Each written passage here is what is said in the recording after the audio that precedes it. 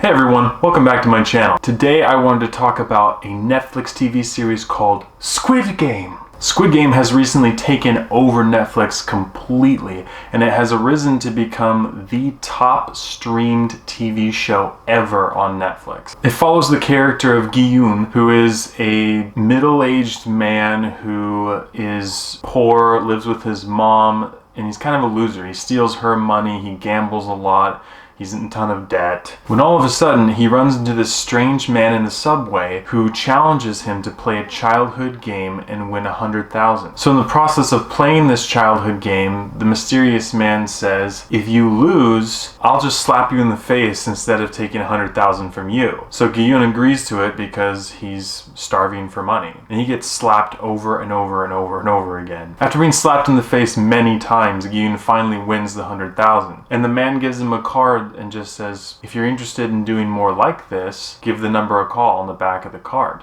Eventually, Gi-yoon and several hundred others find themselves in this facility full of people in pink suits and masks. Eventually you find out that all of these people are in massive debt and they're competing for money in childhood games. Unbeknownst to them, the risk this time is not just physical harm, it's death. So Squid Game is basically a survival game type sadistic TV show that involves this unknown cast of characters in their attempts to get a ton of money and survive as much as they can. But in the process, they're encouraged to eliminate other players because each time a player is eliminated, it adds more money to the pot that the winners receive at the end. When I first heard about this TV show, I heard it compared to franchises like Hunger Games, books, movies like Lord of the Flies. You always have to be careful when looking into source material like this, but I thought that it might be an interesting TV show to check out. So without further ado, let's dive into the 6 things that make a TV show great. Number 1, the plot. The plot of this movie is enticing but sadistic, and it's obviously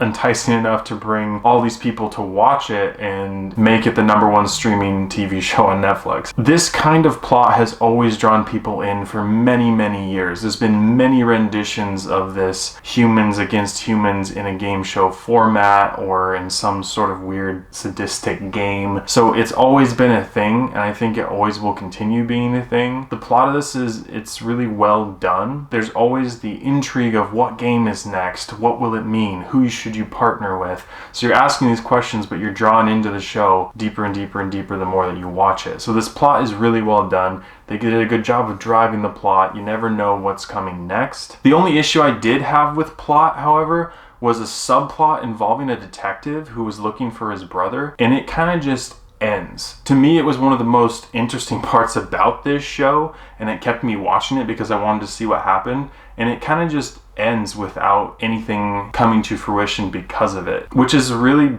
a bummer to me. And they did set up Squid Game for season 2, so maybe they'll bring it back, but I think the way that they handled it in season 1 was not great. But other than that, the plot was good. Some of the situations were predictable. There was a couple that I did not see coming at all, and so I have to give mad props to the plot. So plot gets a thumbs up. 2, family friendly. I don't really have to talk about much with family friendliness. You already know with a theme like this that it's not going to be family friendly. This TV show is very violent, it's gory, it's bloody, nudity in one scene, there's lots of profanity, so it's not family friendly whatsoever. Part of the reason why I bring family friendliness into the fold when I talk about things that make cinematic pieces great is because almost everything we consume nowadays visually has explicit content in it. And we just have to ask ourselves the question, what are we willing to consume for the sake of a good story? And I also have a lot of viewers who appreciate me letting you know what's in this movie objectively so you can make that decision. And in this case, TV show is not family friendly whatsoever. Thumbs down. 3 is acting and script. The acting in this TV show, for the most part, is really great. The director and screenwriter are working with actors and actresses who we've never seen before in anything. And you can't tell because the acting is so well done. I think that the biggest issue I had with acting and script wasn't actually the director's or the actor's fault. So Squid Game is translated from Korean into English. The translation is actually some of the best I've ever seen, both the subtitles and the actual dubbed over version of the Korean to English is actually pretty good. The issue I had was with the voice acting. Some of the voice acting was way over the top compared to what it needed to be. It's the voice actor's fault. It's whoever read this in English, the read was poor. And there's one character specifically that is one of the most annoying characters I've ever made myself watch without turning it off. It was really hard to watch the show with her in it. In my opinion, the actor that delivered the best performance was contestant number 1. In the TV show, his name is Oh Il-nam. Every scene that he was in, I wanted to pay attention. I wanted to know what was going on,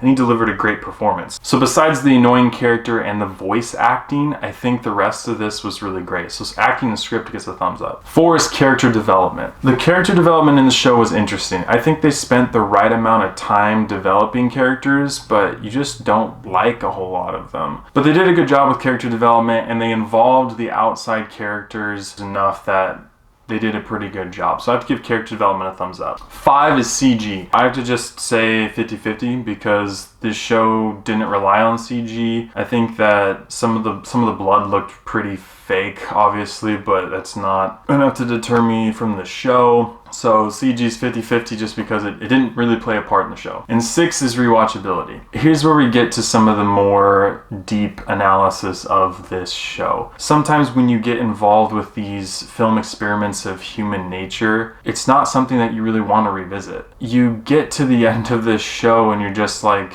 yeah, they're gonna make a season 2 probably, but what's it for?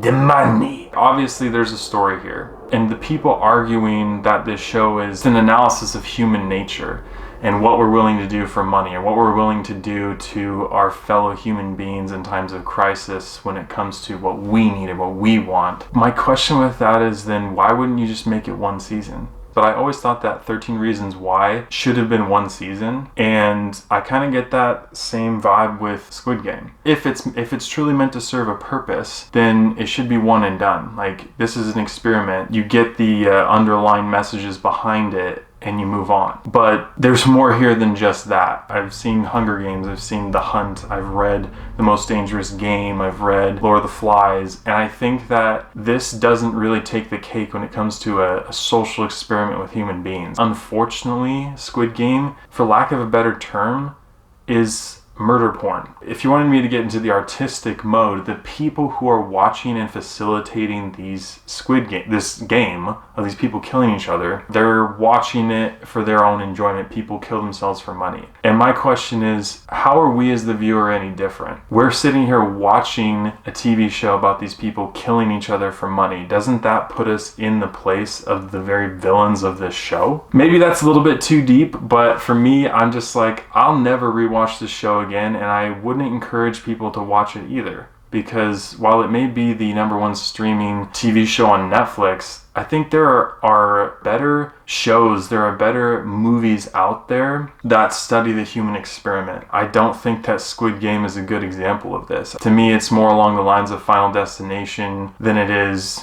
any other character study that we've seen in the past.